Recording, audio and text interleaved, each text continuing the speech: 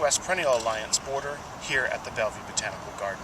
Today we're going to be talking about primroses, primulas, and how to divide them and care for them.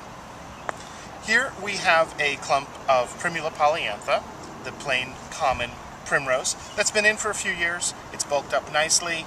It bloomed okay this year, but it didn't bloom as well as it could have. So we're going to dig it up and take it apart and divide it.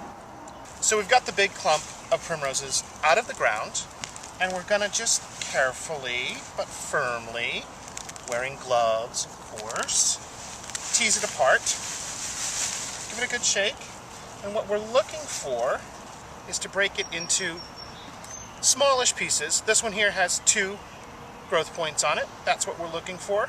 And I like to just take these dead flowers from this spring and just break them right off. They don't need those anymore.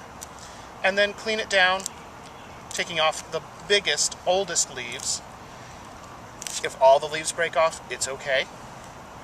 But I like to leave a few, clean it up,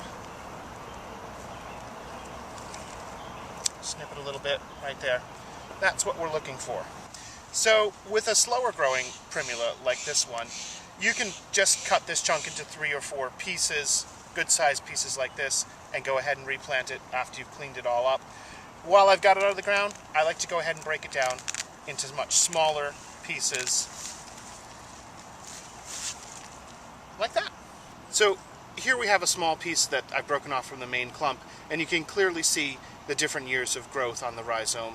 A couple years ago, 2 years ago, last year, and then new fresh roots for this year. And it will continue to grow throughout the summer and into the fall. And that's why we want to go ahead and get this done now in late spring, early summer. So we'll go ahead and just trim that older bits off. And we've got 2 perfectly healthy little guys ready to go back in. So here we have a pile of the cleaned and divided primroses. We've got about 30 little plants out of that big clump, ready to be replanted in good rich soil in semi-shade.